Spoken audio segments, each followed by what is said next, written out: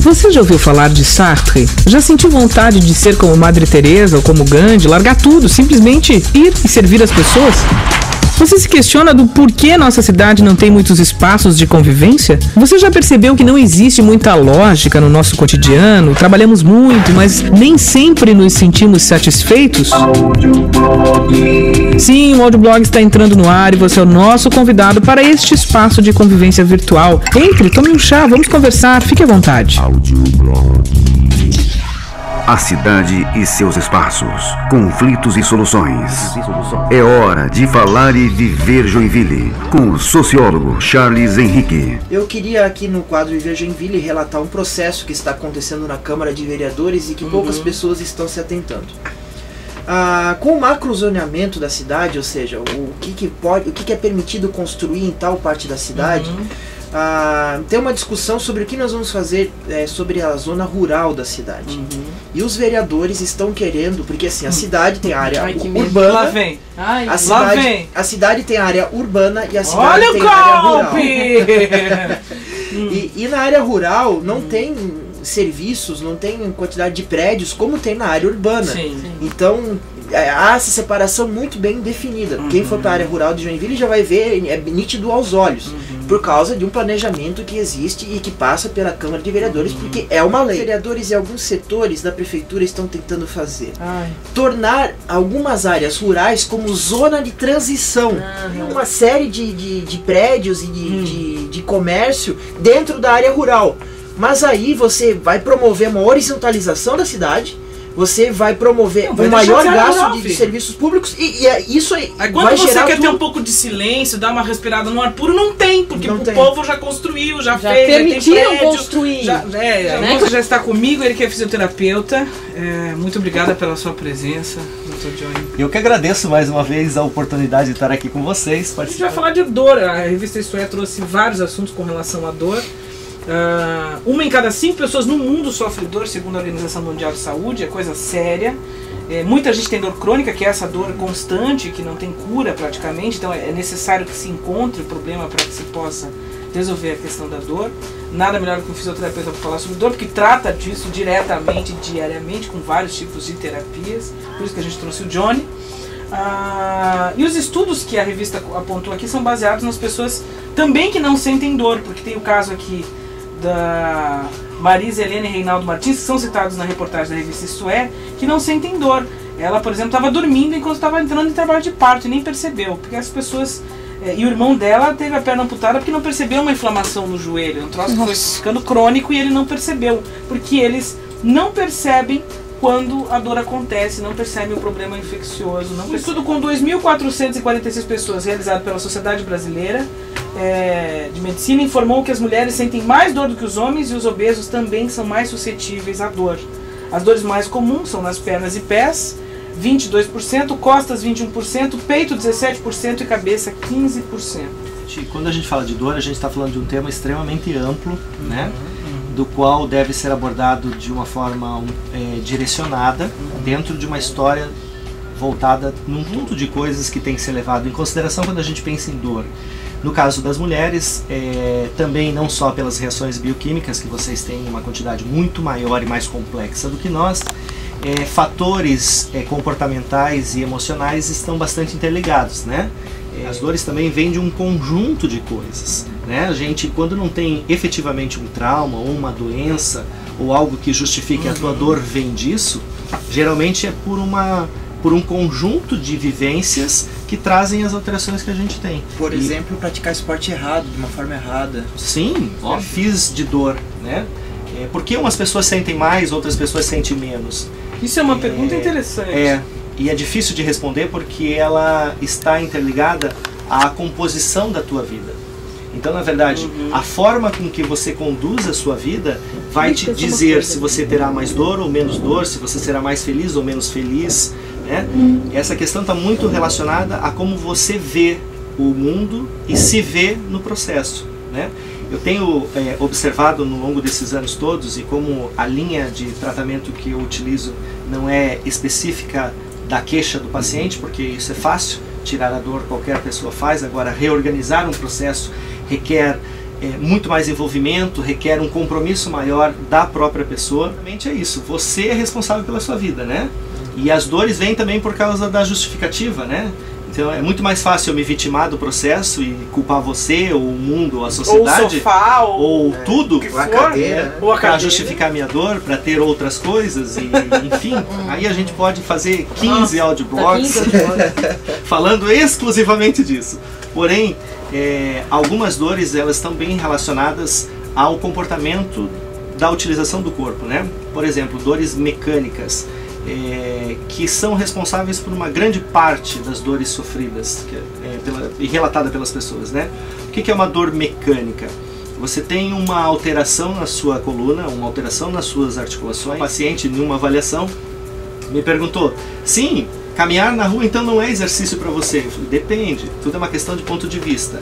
Caminhar por caminhar, não. Vamos fazer uma metáfora e uma analogia com o carro. É muito interessante porque o nosso carro o nosso corpo é um carro, né?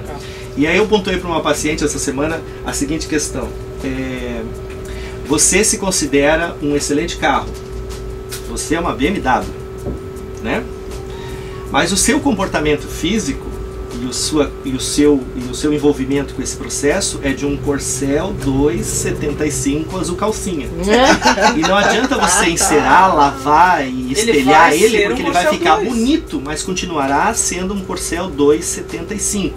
Então, se o seu motor é um Corsel 275, você não pode desempenhar as habilidades e as funções de uma BMW. Isso é incoerente. Isso é incoerente. Então, se você quer desempenhar uma função de um motor de BMW, você se comporte, se estruture para ser uma BMW. Agora, o que é importante a gente entender nessa questão da dor é que ela é um sinal de alerta. Ela está mostrando, ela é a luzinha vermelha que acende no nosso corpo dizendo: ei, alguma coisa está errada, faça alguma coisa. Para tudo e vai ver o que está acontecendo. Todo faz parte de um sistema e cada situação merece um cuidado especial.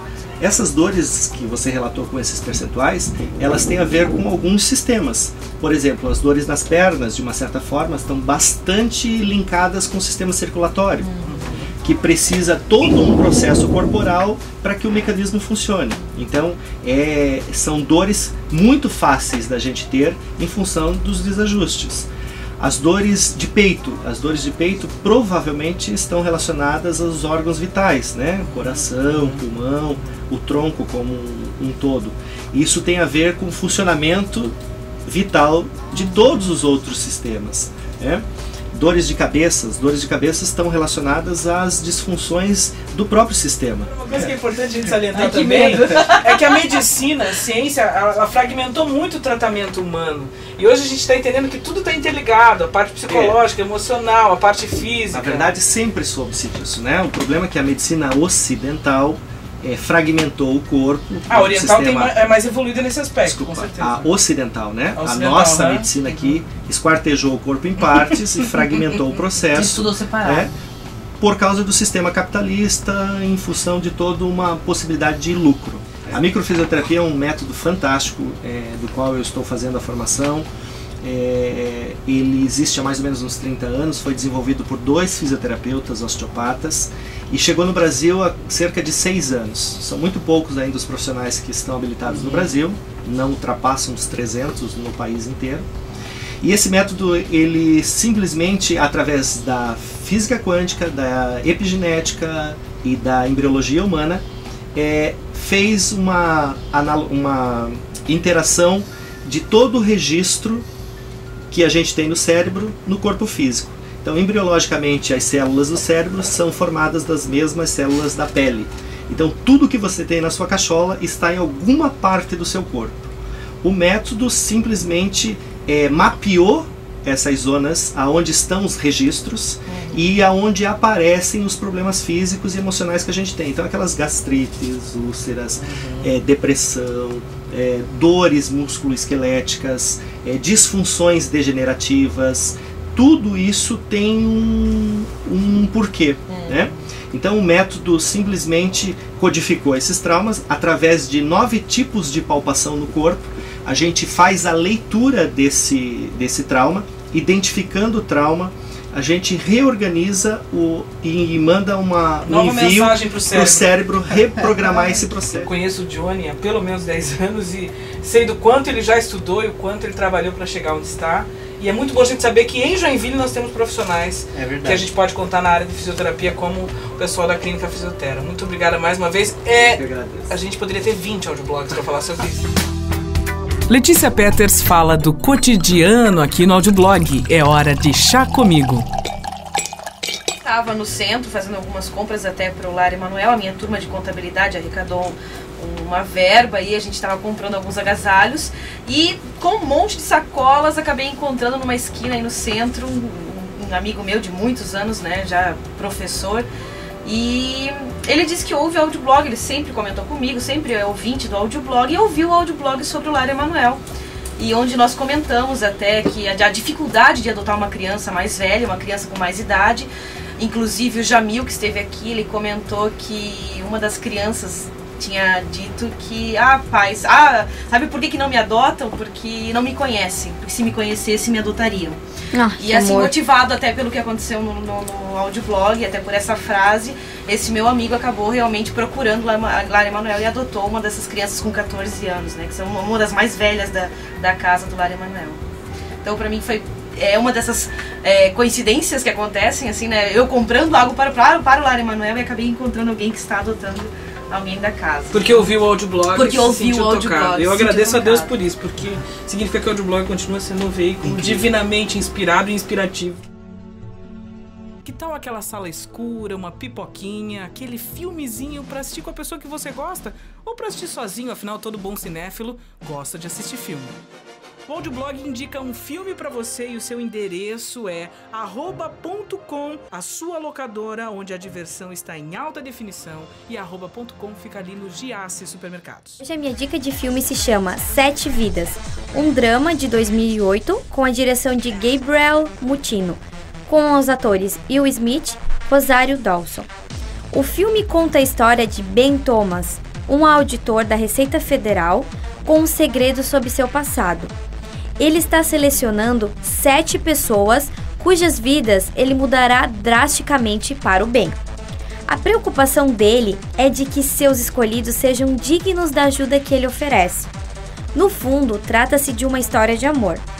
7 Vidas tem momentos de dor, música, humor, poesia na dose certa. O filme com uma grande lição de vida, inesquecível. Assista!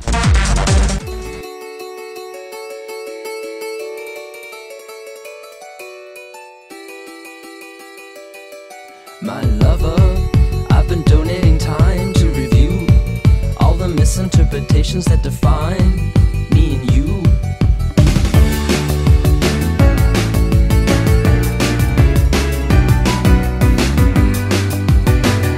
I'm thinking about you in my secret language, 'cause I know you're the only one who can help me take it easy. Now I'm happy in the head, knowing there ain't no sucker in the world that'll threat to us. We become material.